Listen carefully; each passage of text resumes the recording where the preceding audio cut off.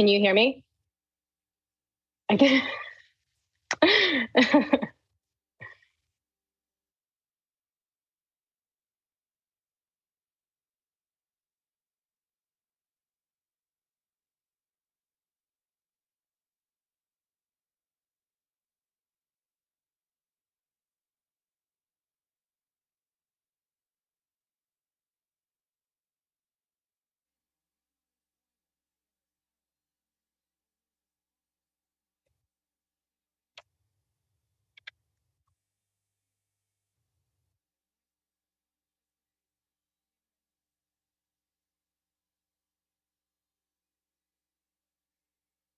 We're having a little bit of a technical difficulty.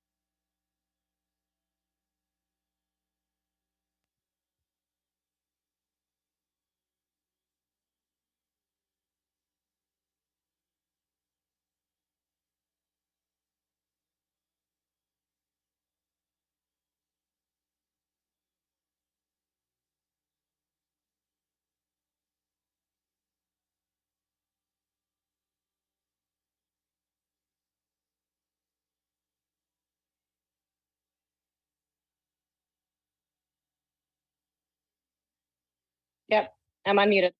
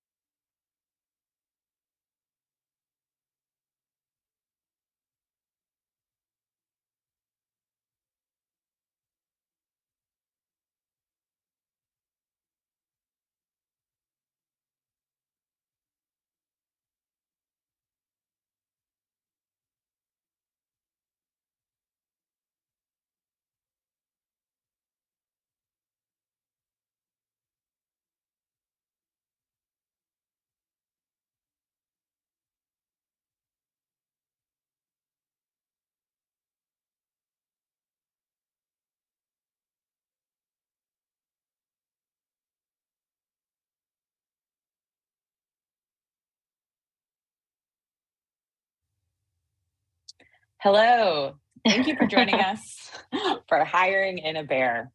I'm Brittany Laughlin, the Executive Director at the Stacks Foundation, where we work to unleash Bitcoin through Stacks.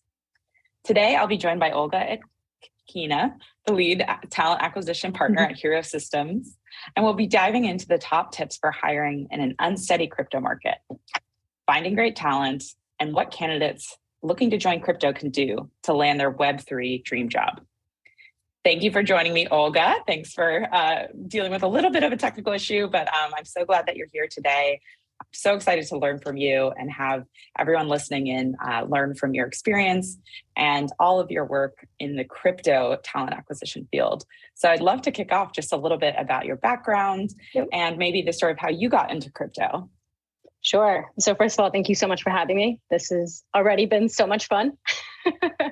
I'm so excited to just be able to speak to the broader Stacks community, right? And talk about hiring. And hiring is always difficult, right? Whether you're in a bear market or a bull market, but especially in a bear market. So getting as much information as possible is just always valuable.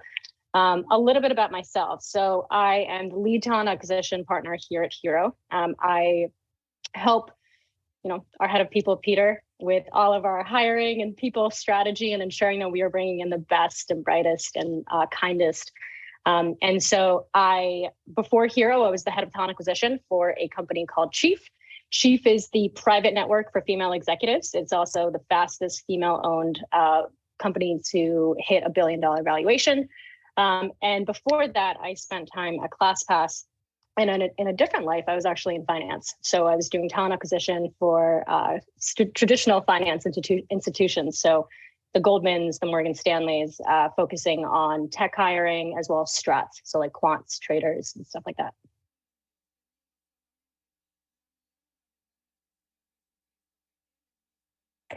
Industry, and then you were more into the Web 2. So what was it making that shift into Web3? Because I know there's a lot of people who are, maybe they're interested, but they have some skepticism or, are unsure if they have enough information to kind of switch over. So what was your experience like coming into crypto?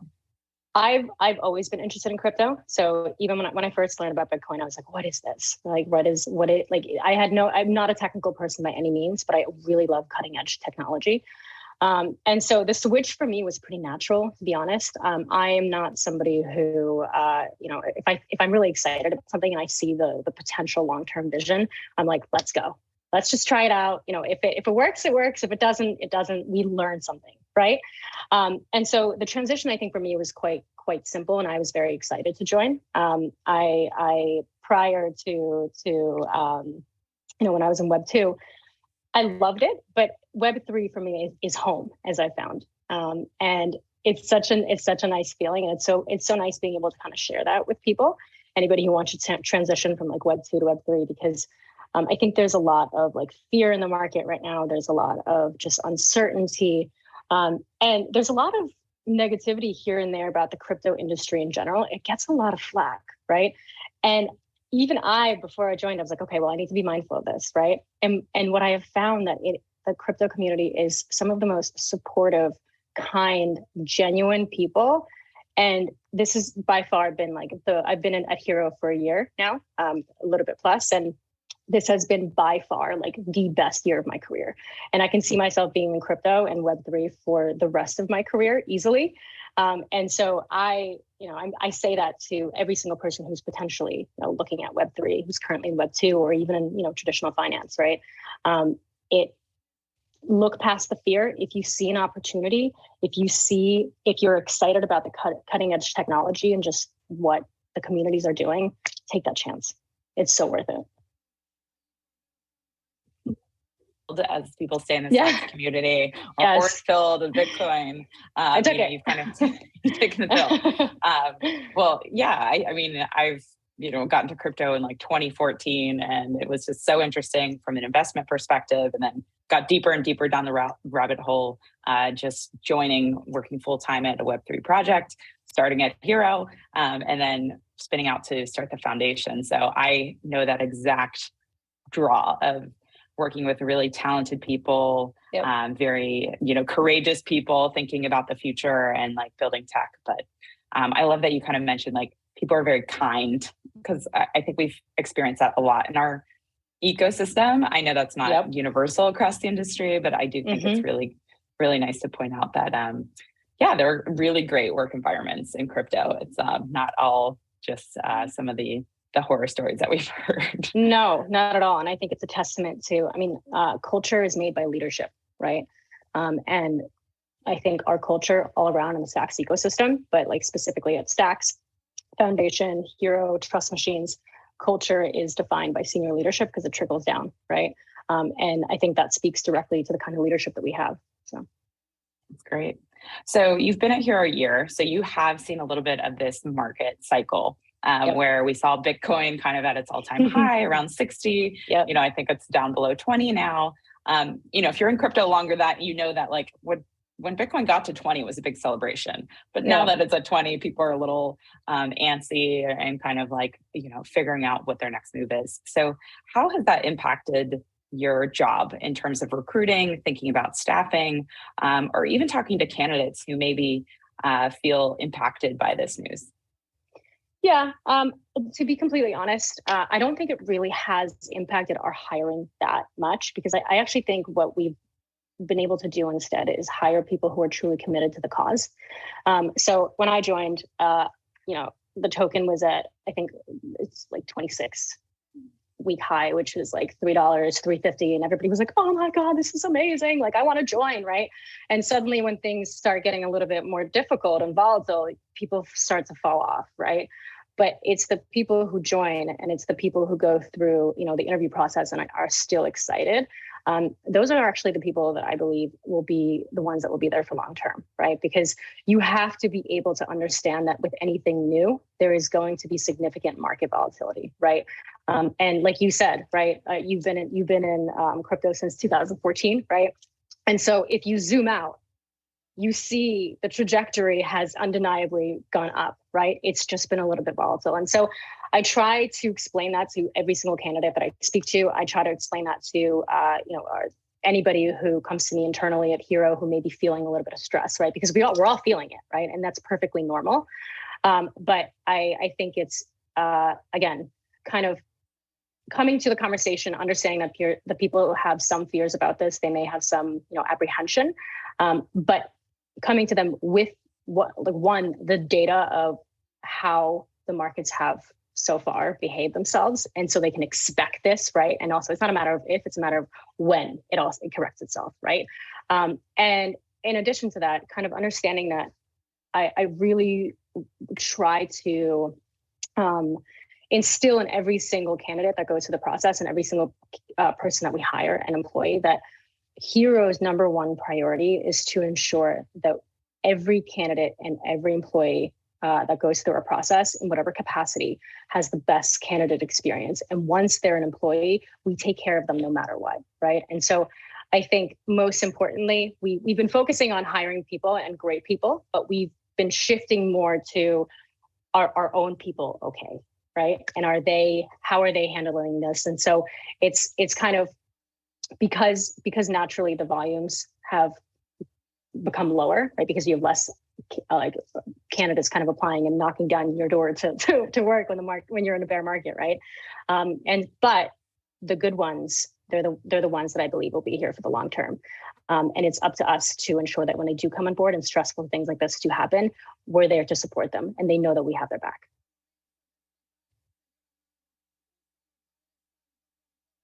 Ecosystem companies, other entrepreneurs in Web3 who are listening, and maybe they're sitting in the exact same boat, that they either have existing employees who are kind of getting nervous or they are trying to recruit new talent in. Are there like one or two tips you would give to those who are in that same position, who are trying to kind of call the fears of their team? Like what advice would you give them, or what have you guys done internally that you found that works really well to just keep people moving forward? Yeah, so constant communication, right? Very clear constant communication from management, from senior leadership. People want to know that they, are in a stable environment, right? The last 3 years in general have just been incredibly volatile globally, right? And so we've seen massive layoffs. We've seen so much happening. And people are naturally now kind of readjusting what they're looking for and what they want out of their work, right? And one of those things I think, every single person that I've ever spoken to has said this, is that they want to feel seen, valued, heard, and they want stability, right, to a certain degree. And so I think it's just being able to over communicate how stable the situation internally at the company is, so people feel safe, right? They feel safe doing their best work because they don't fear whether there's going to be layoffs, right? Or they don't fear whether, any kind of fears that employees may have. And so I would say, open and honest communication, and having the resources and being very kind of allowing a space for employees to come to leaders or management if they're feeling the pressure, right? Because I think, that psychological safety has to be there as well. So I think that's some of the internal stuff. What about, how do you think about candidates who maybe want to get into Web3? They're equally seeing these kind of volatile markets and trying to make a decision where they're spending their time or where they're applying, or how do they make sure that they're entering that sort of safe and stable environment? What are the things that you would recommend to candidates to ask or things to look out for if they're looking to make a big jump from like a stable Web2 environment to maybe a Web3 where they perceive it might be more volatile? From what you said, it doesn't sound like jumping over is that much change, because there's a lot of stability in Hiro. But for folks who are maybe nervous about that jump. Yeah. Do your research. Absolutely do your research on the leadership, on the team, on the company, the technology that they're building, right? I mean, a lot of the crypto community, much of the crypto community has gotten flack, right? And sometimes it's for good reason, right? And so it's up to us, or up to the person searching for a job, right, and searching to break into Web3, to do the research, to actually join a team that they trust. And one of the things that I think is so prevalent in Web3 versus Web2 is the sense of community. There's so many online communities that one can join. So whether it's like Discord, whether it's like, any types of events, all of those things, right? Get involved. Meet people, right? Whether it's, if you're more comfortable, doing it over the computer or in person, it's completely up to you. But really maximize the potential of the community, because once you understand and get a better sense of what the community is all about and what kind of people it draws into the community, you have a better understanding of, would you, one, be happy here? And two, do you trust this company or this ecosystem to do the right thing, right? So one of the things that I do, I'm a career coach as well, just on the side. And one of the things that I tell candidates all the time is reverse engineer the process. You have to reverse engineer the process, ask as many questions, meet with people, ask as many questions, and really dig into, does this community, does this company, does this technology align with my values? And do I trust these individuals who are building this, right, who I would potentially be joining, have my best interest in mind? And if at any point the answer is no, then that you don't join, right? But when I was joining Stacks, or when I was joining Hiro, right, or the Stacks ecosystem whole, every single part of my being was like, these are my people. And if you don't feel that way, don't join. Yeah, I think that's wonderful advice. I think, having been in crypto a number of years, it's like there's a different flavor to different communities. And even though a lot of the mission for different technologies is the same, like user ownership or censorship resistance or decentralization, these different ideas play out very differently in different communities, different projects, different companies. So just because you don't find your tribe yet in Web3, don't give up and think that everything is kind of the same. It's very diverse, very different everywhere you go. No, yeah, it's very different, very diverse. And it's ever evolving. My favorite thing about being in the crypto community is that when I first joined, I thought I knew some stuff, right? And as you learn more about crypto, you're like, I know nothing. And it the more that you know, the more that you don't know. And it's so exciting because you continuously just there's so much more for you to take in, right? And even a year later, I mean, again, a year in crypto, I feel like is like a day in any other traditional industry. And it's amazing how much like a wealth of value and knowledge there is here, and like exciting stuff happening. So no, don't give up. Like there's so many incredible like entrepreneurs and creators, and just because one doesn't feel right to you doesn't mean that they all won't feel right. So I'm curious to hear, like, what advice do you have for potential candidates? Maybe they don't have any crypto experience, but they want to jump in. I teach at Cornell Law School, and like the number one thing that the students asked in my DeFi class was like, how do I get a job in crypto? I'm just a lawyer, or like, I just have, experience working in banking. But they want to jump into these fields, and they don't see traditional roles that you would see at like a large, Goldman Sachs type company. So they're like, how do I get in? How do I look appealing to crypto companies to look at my resume? What advice do you have for those folks?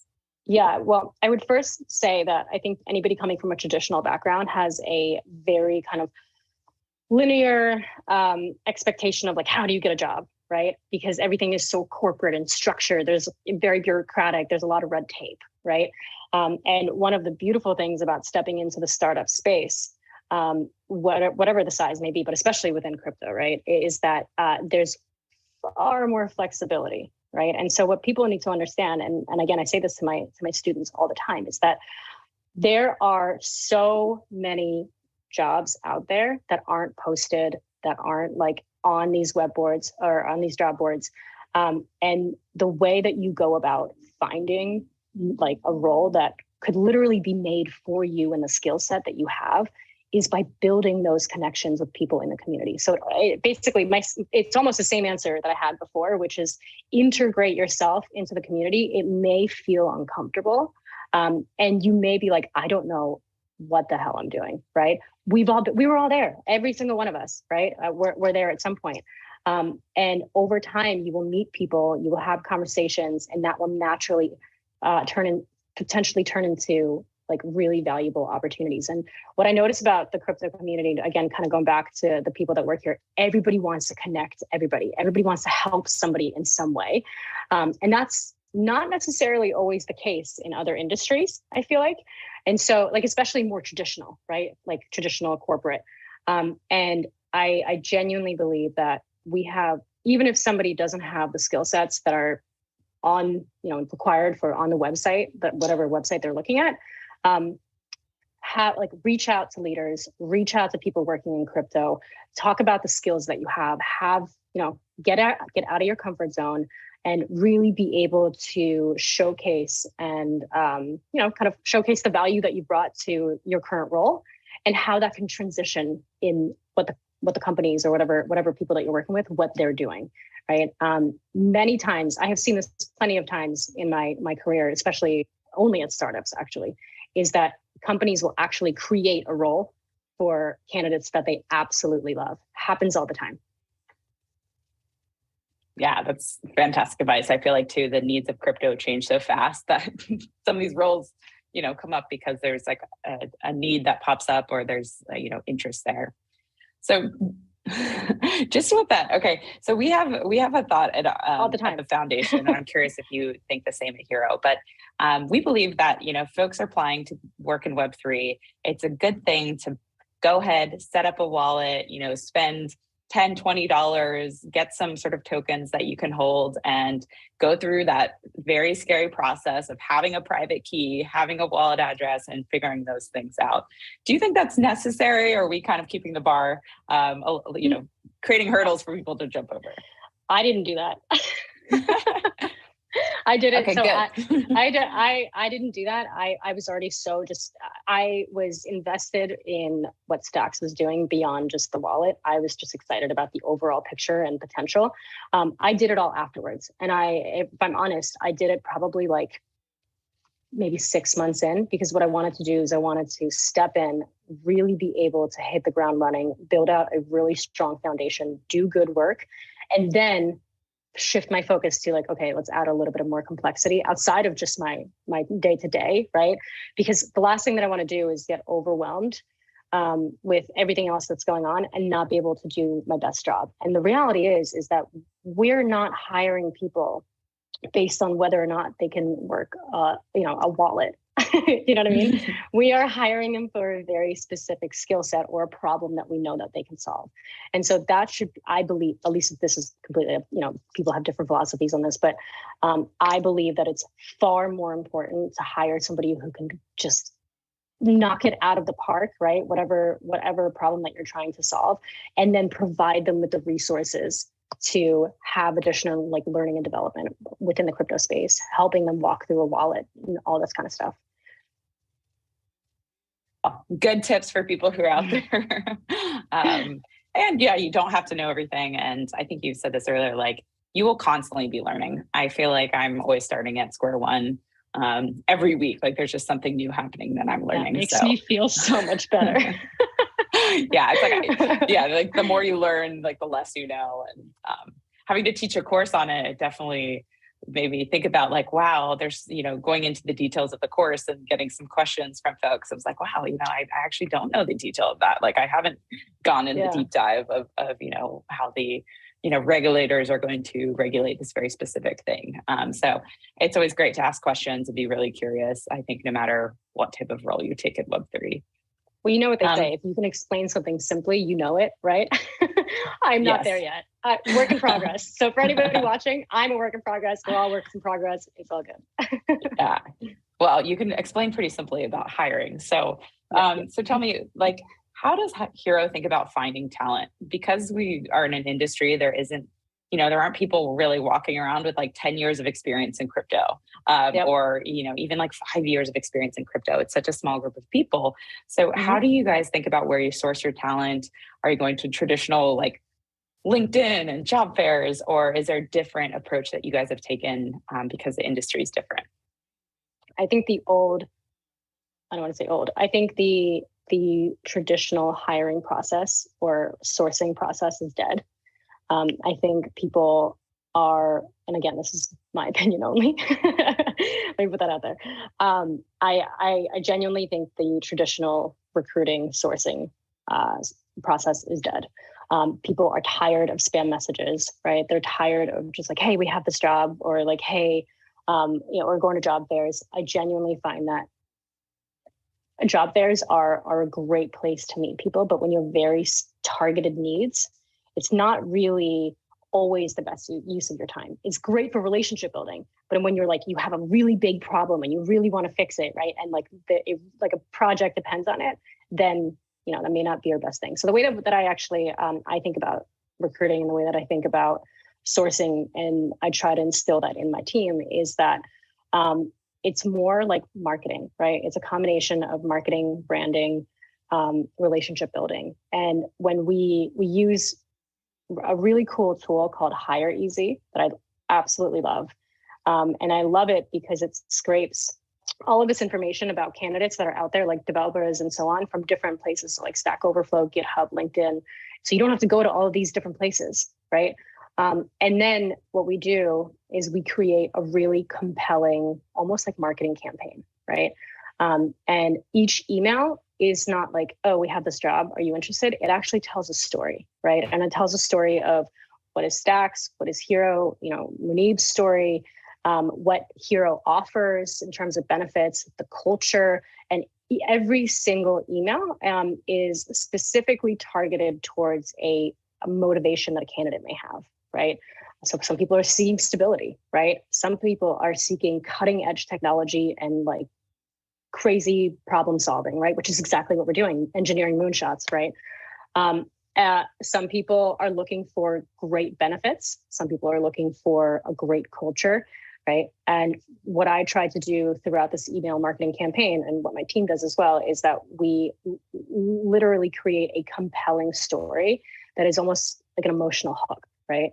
Where somebody reads it and they're like, yes, like this is what I've been looking for.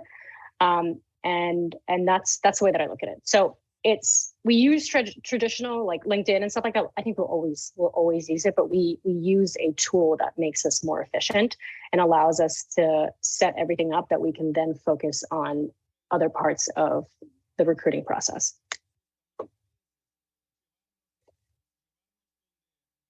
Hiro, that's fantastic. So I hope so. Yeah, I'm like, I want a story told to me about my future and the role in it, but I get to write that myself, I guess. So, you know, like, so even though there is sort of a bear market, there has been a lot of talk of how competitive it is for certain hires. I know, especially on the engineering front around blockchains. How do you think about closing candidates in that position, especially with like high competition from, you know, even places like Meta that are trying to build out blockchain technology? They have benefits galore. You know, you have this big public company. What do you think is the thing that helps distinguish a candidate? And for any of those hiring managers who are maybe in this current position of like, how do we convert the candidate that we really want and we're worried about competitors, what are strategies you would advise for them?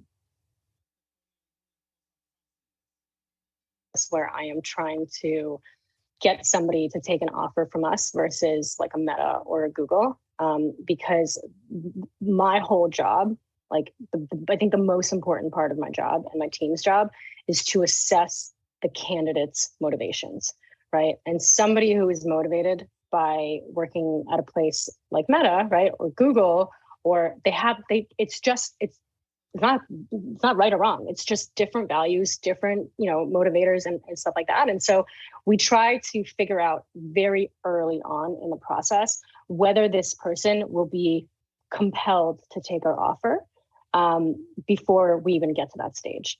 And the reality is that we will, I don't want to say never, but at this point in time, we cannot, compete with something like a Google or something like a Meta. And it's called, a golden handcuffs for a reason, right? But what we bring to the table versus, a more established company is there's so much upside potential, and we are just in the beginning, right? And what I find so special is that we are just in the beginning and we have so much stability, right? So that stability is already embedded from like a Hiro Systems perspective. And so just as a 50-person company with the stability that we have, that will only get more, like there will only be more stability. There will only be more opportunity, right? And that's what I try to instill is like, it really depends on your values, your motivators, what you're interested in. And, if I find that most people who gravitate towards Hiro Systems or just Web3 in general, they don't necessarily want to work, in Web2. And that's the appeal, right? And we've seen actually a lot of Web2 people shift over to the Web3 space, and they understand that like the compensation may be different, but it has a lot of benefits and a lot of ways that you can look at it that in the long term, if you're here for the journey, right, which this is exactly what this is, it could be very exciting at some point very quickly.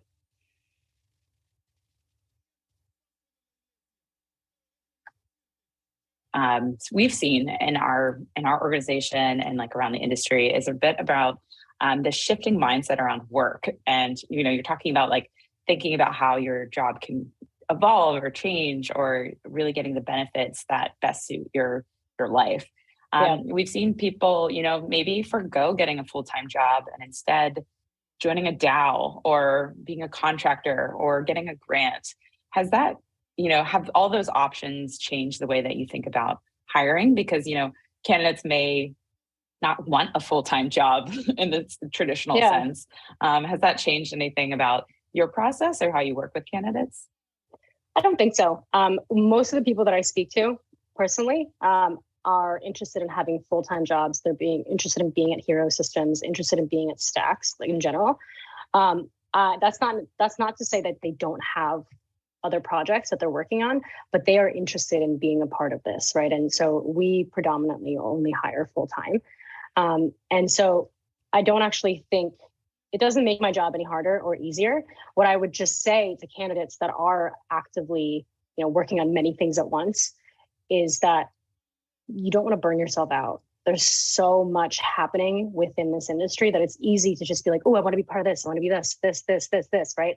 But then at what point you have to like, kind of zone in and be like, what am I actually going to build my expertise in to a level that is going to truly impact an organization on a greater scale than it is now.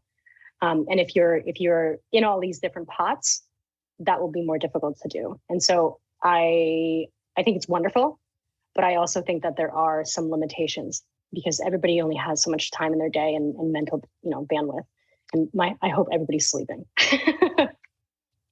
Yeah. Well, I feel like during that like NFT bear or bull run, there was a lot of people who were like, up all hours of the day trying to get in with the mints and do things. So, yes.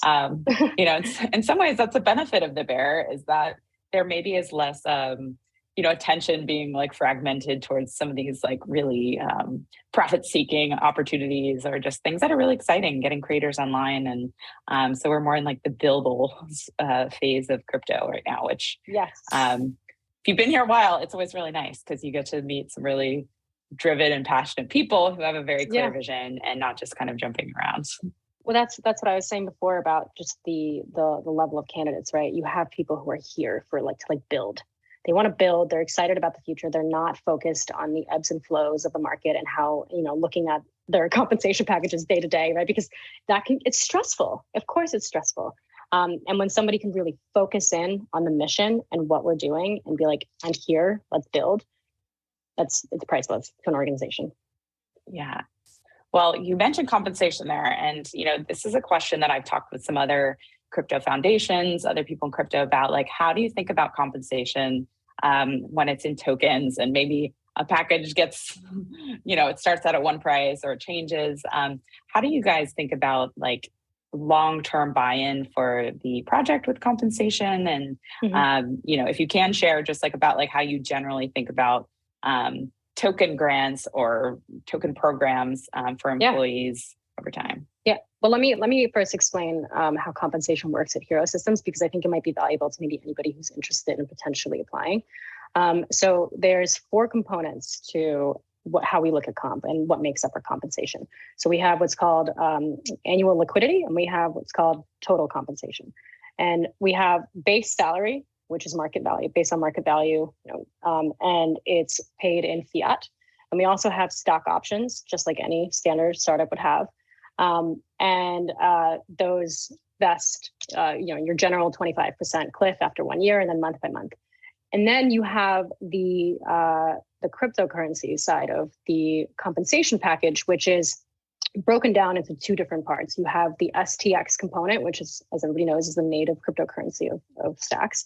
And then you have your Bitcoin bonus, Bitcoin yield, which I actually think is a really unique component to what we offer, because we're building on top of Bitcoin. We, as an ecosystem, and hopefully anybody who's joining any part of Stacks kind of believes in the long-term value and the long-term potential of Bitcoin, right?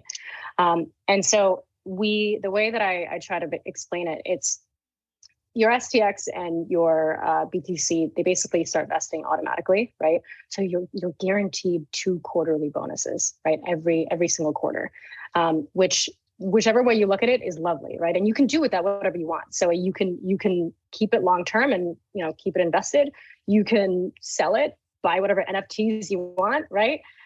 Or do whatever you want with it. And so I try to explain to every single person that every single candidate that we go through is that yes, it's a non-traditional way of being paid, right? But you still get your fiat, that's market value, right? So you actually, in the end, get more than you would at like a traditional company that's giving you just base salary and just stock options, because you have the 2 additional components. And so, and what's exciting is that the better that the market does, right? And yes, we're in a bear, right? So things are a little bit, maybe not as exciting right now, but those numbers get compelling very quickly once the market moves.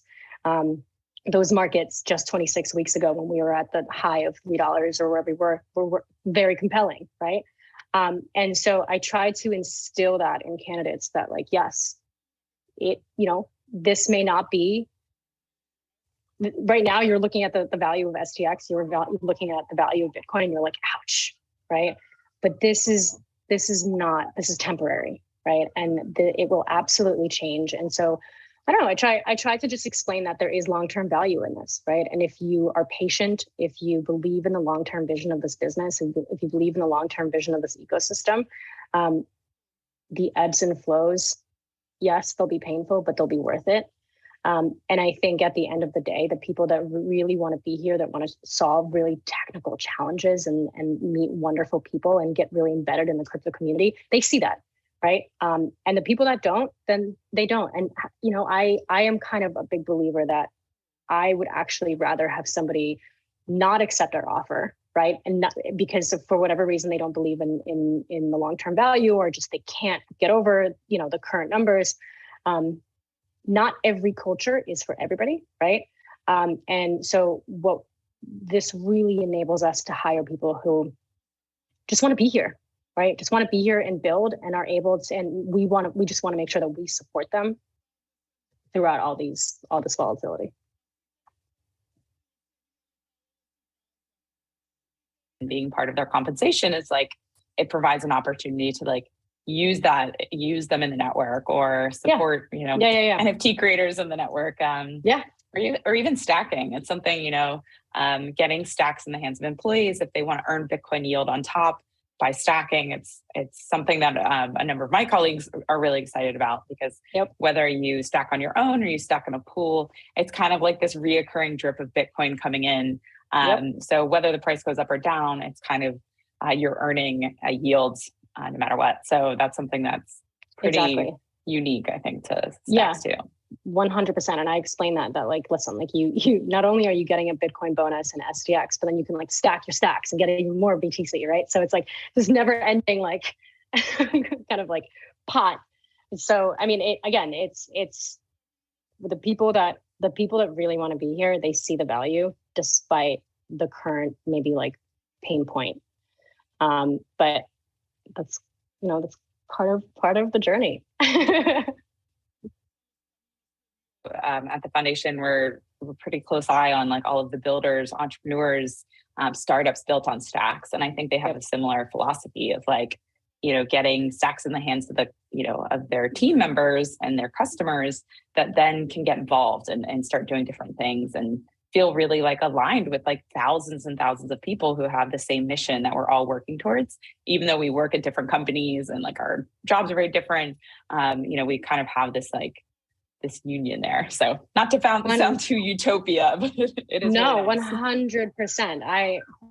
I think about this all the time, where like, yes, within the Stacks ecosystem, you have Hiro Systems, the main entities, you have Hiro Systems, Trust Machines, and the foundation. But at the end, we're all working on very different things. But at the end of the day, our mission is all the same, right? And so we're still working together for this like greater good of the Stacks ecosystem. And so I know that we're technically separate entities, but I think that we're still one. And I agree with you that yes, it sounds utopian, but it's, it is what it is. For a number of years, I can't tell you how cool it is to say like, going back a few years, saying like, we have this vision of like smart contracts and Bitcoin, and then like with mainnet last year going live, that's now feasible, and all of the amazing things people have done with it that we didn't have any idea. We just kind of hoped people would come and use it. So I do think that there is this real benefit to like seeing a tool, having ideas about how it can be used, and like getting the years of seeing it kind of do different stuff and kind of solve real problems in the world. So I wanted to like maybe switch gears a little bit. I had a few questions about how you guys think about like accountability and performance. This maybe is not your area of expertise, but it kind of falls on the people side of, working in a Web3 company. There may not be as clear outcomes like revenue and profit as there would be in a Web2 company that's a SaaS business, let's say. How do you guys think about measuring performance if these things are in flux, like especially things you have no control over, like, the cost of Bitcoin we have no control over, but it obviously impacts, how much transaction volume is going in the network. So how do you guys think about internal performance, or what advice do you have for people who are trying to manage a team, but maybe the outcomes aren't exactly clear? Yeah, I mean, I think that's completely individual to like every like part of the business, right? So engineering will be different from marketing, right? And people will be different as well. So we are much like, from a people perspective, we are much more like KPI and metrics driven. We're like, we have a certain amount of hires and like, we need to hit that, right? But I actually think that the fact that we aren't like beholden to like always have to putting out profits and like all this kind of stuff actually is a benefit for us and a benefit for our culture. Because we get to, as an organization, and of course, obviously like leadership, like gets to really be able to make decisions based on what's right for the business and the people. And so I think it creates, and one of our values is we engineer moonshots, right? And the whole thing is we're building something that has never been built before. So of course things are going to go wrong. Of course things are like, there's no clear like roadmap of how this is going to all turn out. And I think ultimately it's I don't want to speak for the engineering teams and for the teams, individually how they measure things, but I think as long as you're data driven, right, and you see the impact that it's making on your target audience, which for us is developers, and you see developers coming into the system, coming into, using our tools, I think that's a great metric. But then at the same time, from like a cultural perspective, just I think there's a huge impact on psychological safety because people are not afraid to like build something, maybe not do it right, start from scratch, right? Just and it's a beautiful thing to see because usually in most organizations, especially if it's like highly profit driven, it's all about get bigger, get faster, at any cost. And we're seeing that now, all over the place. And so we see like the negative impacts that can have. And so we can grow in a way that we feel is right, in a way that like is human forward and isn't jeopardizing the people that we have on the team, right? And they can in turn create tools and they can in turn, create their best work from a place of psychological safety. I don't know if that answers your question. I think it addresses a lot of the, dealing with uncertainty and both as like a cultural value of like, we don't know if we're going to do it right. And trying to encourage people to do that without sort of penalizing people that like, if it doesn't go right, like there's obviously a million reasons why something might fail, not because of a mistake on the person, but kind of anytime you're taking risks or building something new that can happen. Exciting part, and things will go wrong. That's just inevitable. So, and understanding that and making sure that the team understands that is kind of a beautiful thing because I don't think that's not all companies have that. And so that's definitely, I think, a massive kind of competitive advantage of working in crypto. But it's obviously company by company, but I think Hiro Systems does a really, really wonderful job of this. Yeah, well, it sounds like you guys are thinking about how to design your hiring org and your people side of the business just as innovatively as, people who are building things for the blockchain or building for developers. It's kind of like, okay, let's start from scratch and kind of work our way up of what we want and what's going to help actually achieve the mission that we've set out for ourselves. So I really like that. I know a lot of great people that work at Hiro. I know it's a great place to work. So you should definitely plug like what open jobs do you guys have, or if someone's interested in learning more about working at Hiro, where can they learn more? So they can go to our website. So hiro.so, we have a careers page. We are hiring all types of engineers, but my God, please, blockchain engineers, I'm calling all of you, please apply. We have so many incredible things that we're working on and so many interesting, complex problems to solve. And we're always going to be hiring engineers. So front end, back end, full stack. But right now, what we're really looking for is blockchain engineers. And I know that's kind of like ecosystem wide. But we will be absolutely hiring for roles outside of engineering as well. And so, we are actually hiring for a product designer right now. So if any product designers are out there, please by all means apply or reach out to me. But we will, once this quarter is kind of finished, we have very specific targets, but there will be a ton more that we're hiring for. So I highly suggest that people keep an eye out on the careers page, just see what's up there. Or, like I said before, reach out to somebody in the network, talk about the skills that you have, talk about the impact that you've made at your organization, and who knows, maybe we'll create a role for you. Fantastic. Hopefully, I feel like your inbox are going to get a lot of good messages after this.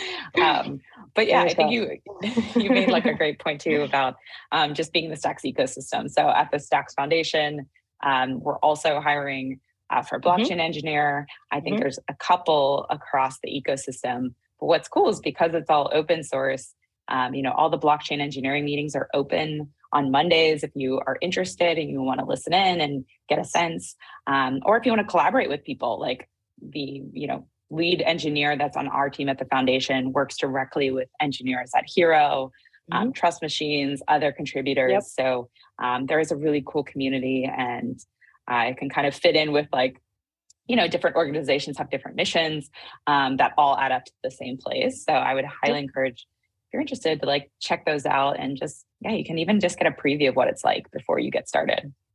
for sure. 100%. Yeah. And we also at the foundation have supported something called hirevibes.io. If you are looking for a job at any of the Stacks ecosystem companies, it's aggregated there. There's hundreds of jobs that are open. So if you've fallen in love with Stacks, but maybe there isn't the right position at Hiro or the foundation, definitely check out hirevibes.io. You can filter and see all of those jobs that are related to the Stacks ecosystem, which is great. So I guess, we're kind of wrapping up here before too long, but I would love to hear just any other advice you have for those companies that are, maybe they're starting to make their first hire for their Stacks company. Are there 2 or 3 things they should do first in order to get on the path that you guys have of this very established system? You need to know what types of people that you're looking for, the values that you're looking from the individuals that you're hiring, and what kind of culture you're trying to build, because that needs to start from the beginning, right? It can evolve and it can change, and there's things that you can add on to it, but there is a real risk of not establishing your values early on, and then you're kind of just like hiring, and you're like, yeah, that's what's good, right? And then suddenly you're met with this kind of internal cultural like chaos, and so you'll have to fix it at some point, right? And so get that right initially. So what are your values, right? What types of individuals are you looking to hire? And don't focus on culture fit, focus on culture add, right? And focus on really creating a organization that is pioneering true change, true diversity, diversity of experiences, diversity of thought, cognitive diversity, all of it, right? And don't be scared to take a chance on a really, I don't know if I can say this, but kick-ass person, and who maybe doesn't have crypto experience, right? There is so much incredible talent out there. And I think that when founders are hiring, right, they get so focused on like getting the best and making sure that like they can like really build this team. And I think that's important. I'm not in any way devaluing that, but I think having that, really being focused on that mentality, makes you overlook really capable, really smart, driven people. And so absolutely make sure that you are creating a space for yourself where you're kind of like looking at your own bias and being like, am I actually discrediting this person, right? Because they don't have like this, and this, and this. So establish your values, because it'll impact your culture, and take chances on people. Rock stars are, not just rock stars on paper. So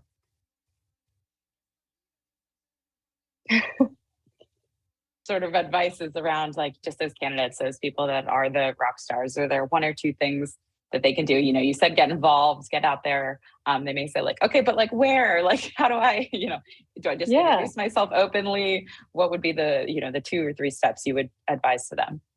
You can like, I think one, find, this is the way that I would do it if I was,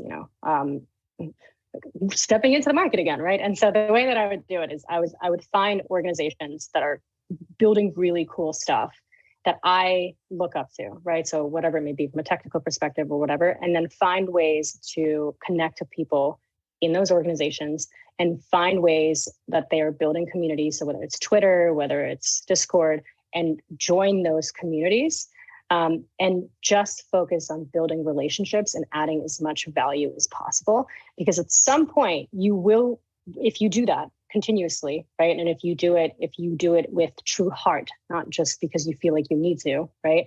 If you do it with true heart, and if you get involved, if you build those relationships, you will find yourself having conversations where you can really showcase your value. And at that point, what's really important is understanding what you bring to the table and how it can truly impact the business. And the best way to do that is understand some of the problems that the business may be facing, right? And you can do that quite easily through research. There's so many articles out there all the time, and through conversations, again, kind of reverse engineering the process a little bit. And as you reverse engineer the process, you get these answers to questions, and you can literally cater on a silver platter what you can bring to these individuals and these organizations, and they won't be able to say no, right? So just don't be afraid to, I think post pandemic, or wherever we are in this evolution right now, but I think people are starting to slowly wanting to get out there, but they're a little bit apprehensive, and so just even before the pandemic, people were worried about just reaching out to people and being a bother. You're not a bother, right? Especially if you have a really strong set of skills and that you're super, super eager to help build. That is so important, right? So if you have the passion, you're not a bother. And so really allow yourself to step out of your comfort zone, build those relationships, reach out to people, and just believe in yourself. I know it sounds corny, but truly, the opportunity, the right opportunity will find you if you do the work and you do it passionately.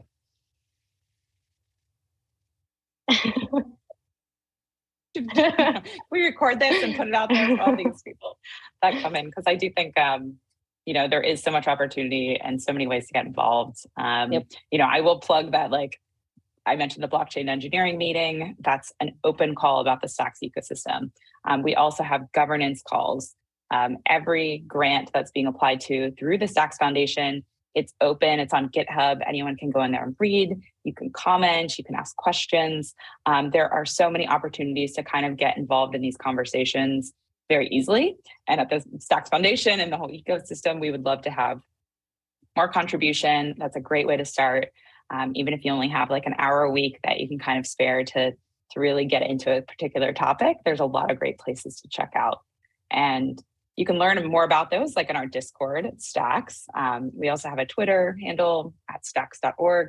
But just listening into these or watching this on YouTube is a great way to comment, ask questions, kind of learn more about Stacks and where maybe you can contribute.